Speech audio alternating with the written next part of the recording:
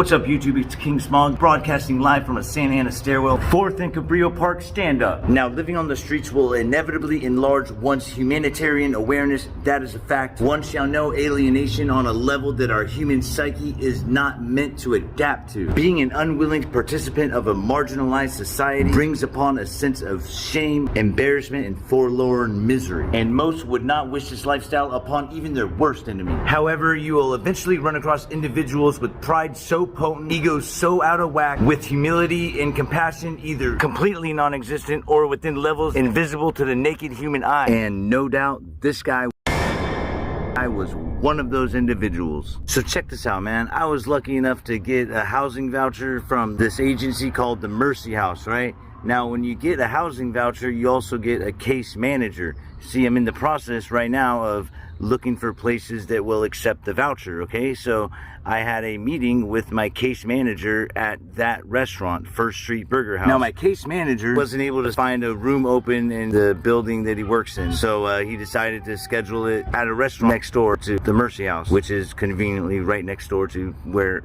I hang out. So look, man, I get to the restaurant, I open the door, I sit down, the guy looks at me and he goes, "Hey dude, you gotta go, man."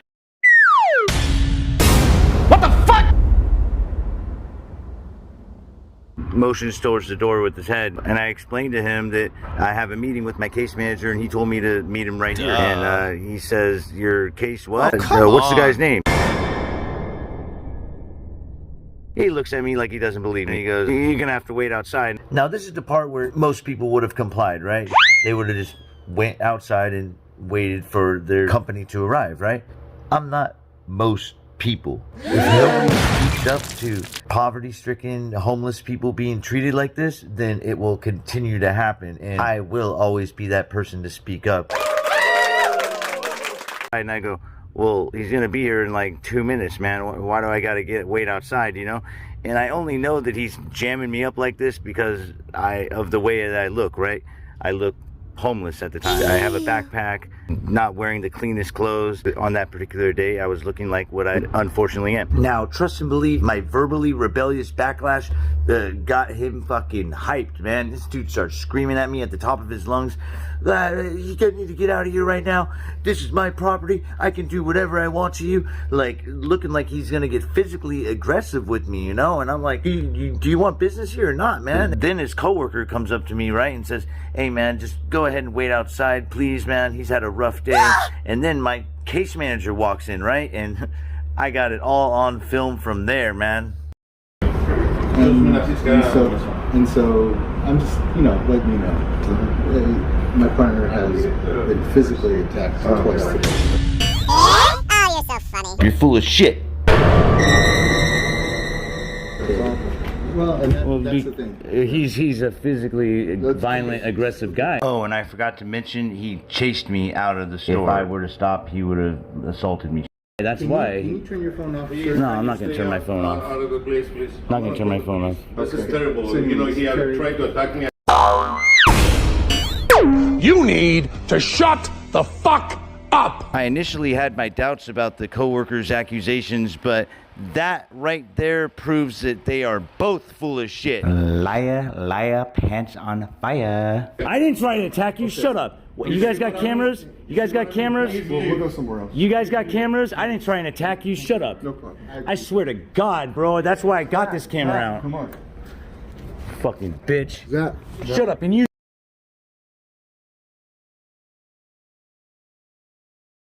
know it. You know I didn't try and attack him. Zach, come on.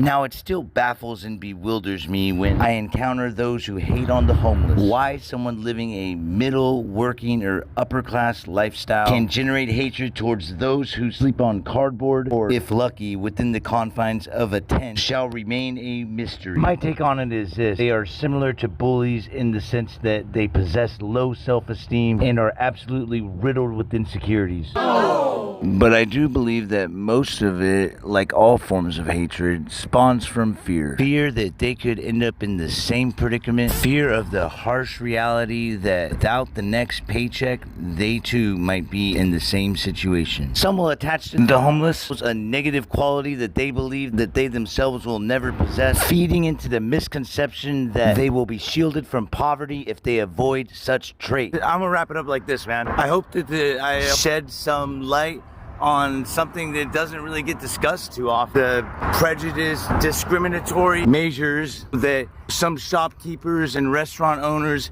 employ against the homeless, and it's not right. I also don't recommend homeless people go into that restaurant because those are two very dangerous men.